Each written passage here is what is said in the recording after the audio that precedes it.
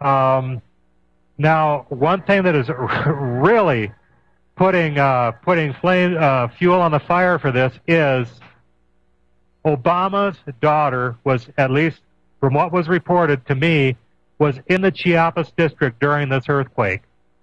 Here we have Obama telling Israel that we're not going to war with Iran, and I think that that this may have been a way to send Obama a real clear message that we had better do the bidding of the elite, or this can happen. Interesting. Very interesting correlation. Yes. We have something really, really serious here, folks. You need to get on this site if you're not on it right now, and look at this link to the Mexico quake verified man-made. It is a smoking gun. What has happened in this drill that was planned ahead of time is exactly what happened in real life. Now, this says a lot of things. It says we have an earthquake machine that we have a way to trigger earthquakes now. Now, I have a link to a report on the front page. It's also linked to in the Fukushima report if I can't find it fast enough.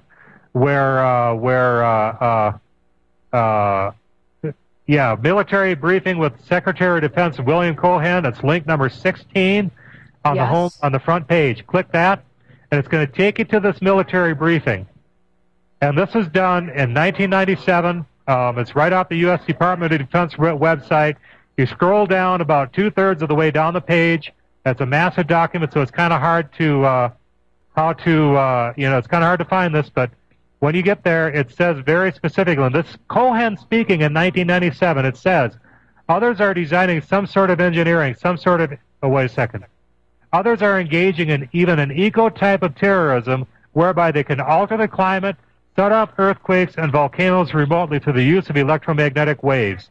So there are plenty of genius minds out there at work finding ways which they can wreak terror upon other nations. It's real, and that's the reason why we have to intensify our efforts, and that's why this is so important.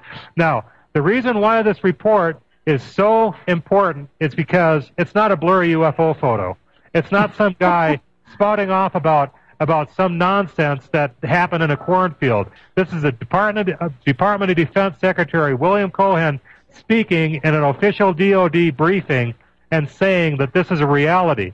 Well, one thing that Cohen didn't say was that these systems that he spoke about in 1997 would have been developed by DARPA and owned by America first.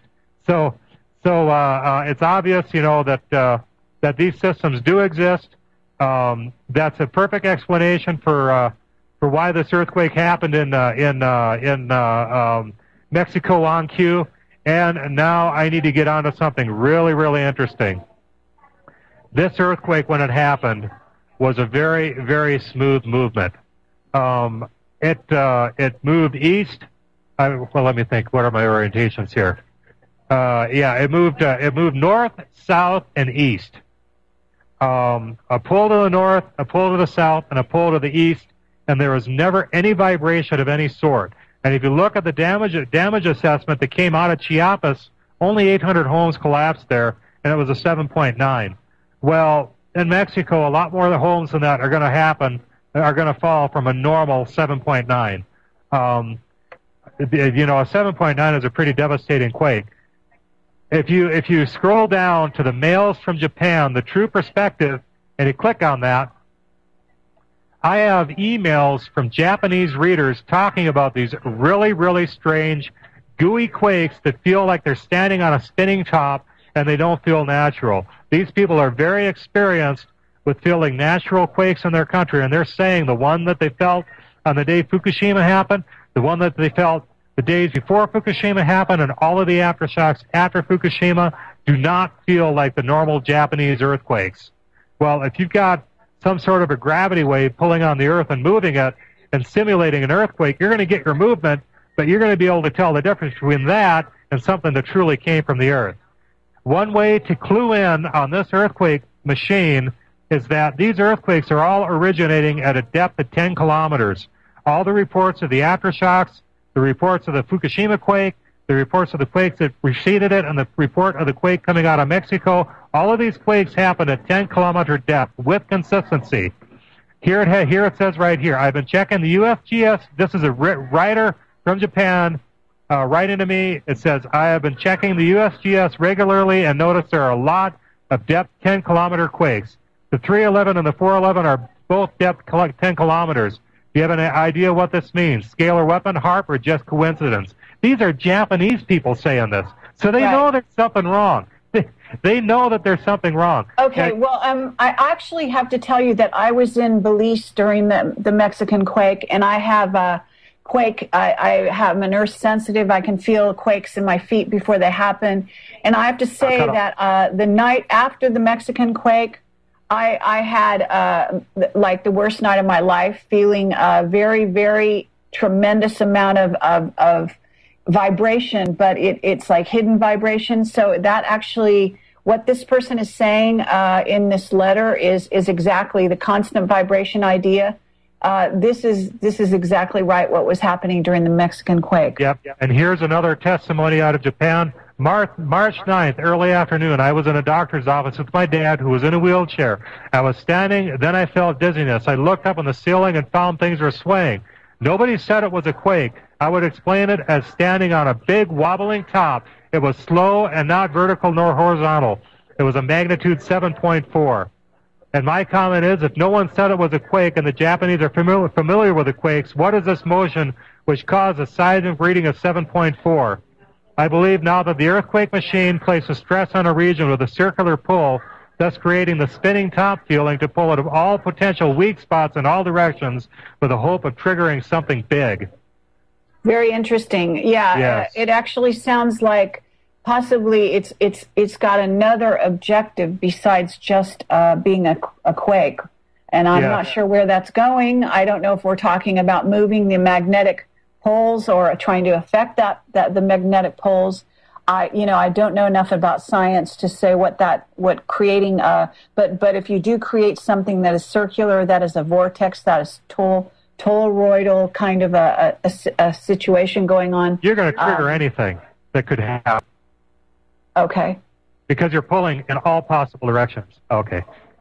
Everything's broken up. I can't hear you. Okay, I can hear you fine. You're coming through loud and clear. Okay.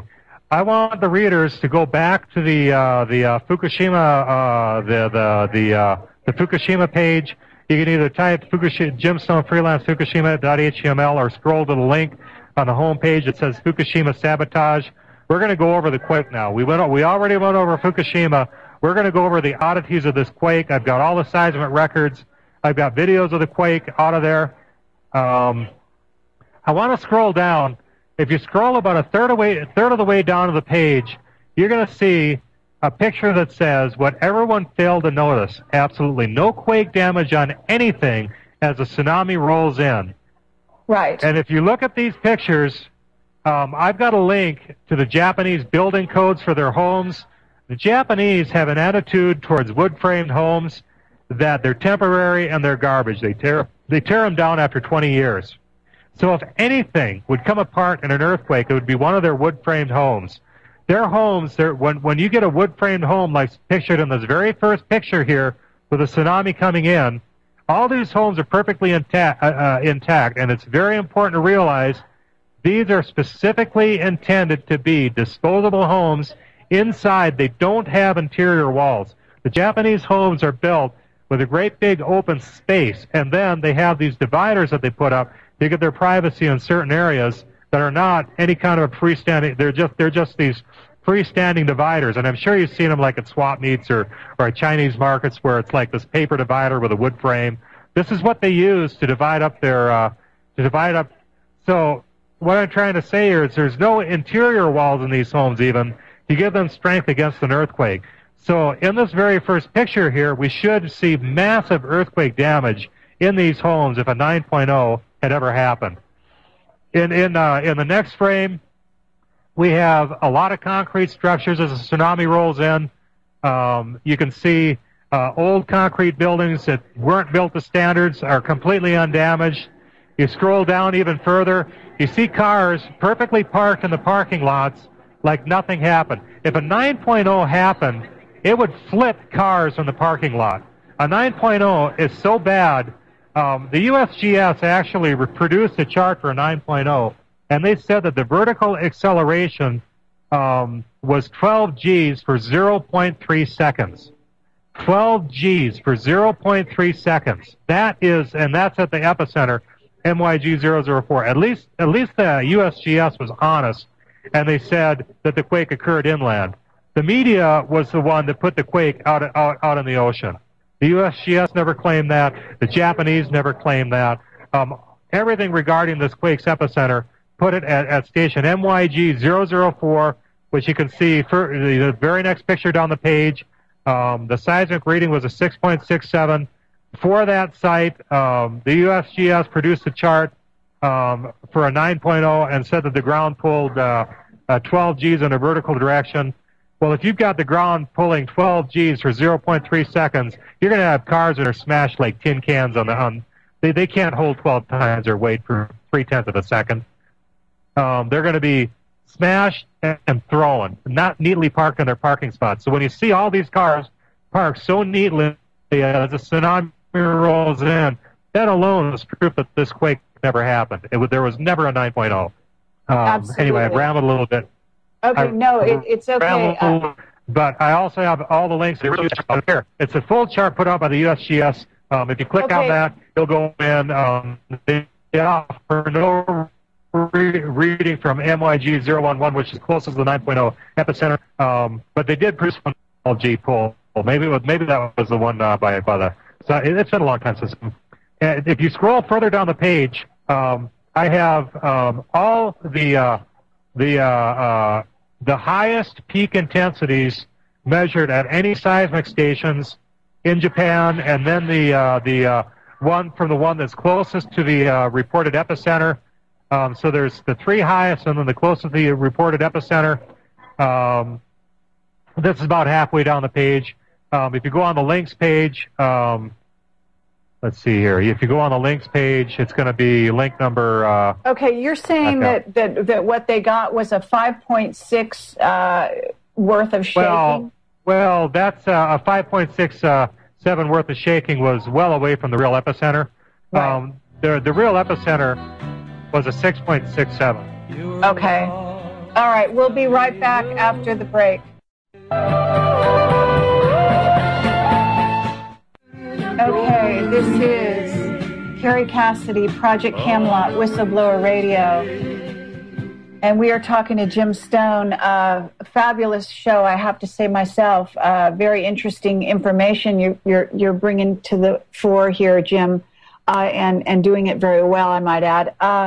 So I want to ask you about the earthquake itself, because it looks like it was you're saying it's a 6.67 was the actual quake itself. But do you feel that this was HAARP-induced, or do you think this was natural? It's definitely HAARP-induced. But I think that they got lucky and triggered something natural with and that's why they decided to go ahead with their. You see, if they're going to set up nuclear weapons in the Japan Trench to trigger a tsunami, and they set off 6, if you go through the emails from Japan, that's very, very well described there. There were 6 tsunamis. There weren't one. There were 6. So when one, had finished, another wave came in and pushed it harder. Then that one finished, and another wave came in and pushed it harder. Then that one finished, another wave came in. There were 6 total tsunamis, and some of my writers from Japan said that there were boats washed up to as high as 120 feet above sea level. So we're talking something that really, this tsunami was something that was just crazy, in some areas anyway. Of course, right. How far it washes up on the shore all depends upon geography and how things get funneled and things like this. But the fact that we ended up with boats and things from the ocean 120 feet above sea level, we're talking something that was just nuts. Okay, but why did they? Why the 3-pronged attack? Earthquake. As in 9/11, if they're going to have a nuclear facility explode, they've got to have a reason. If they're going to have the towers collapse, well, they've got to have the planes go into them. If they're going to have a nuke plant explode, they've got to have a tsunami to provide a plausible scenario. They can't but we understand that. Okay, the tsunami was like the cover, right? Yes, the tsunami was the cover. The tsunami is the equivalent of the airplanes on 9/11. Okay. Now, to explain the this because we were getting on the seismic signature here. If you click on link 4 on the home page, it's going to take you directly to the picture where I have the most relevant seismograms out of Japan.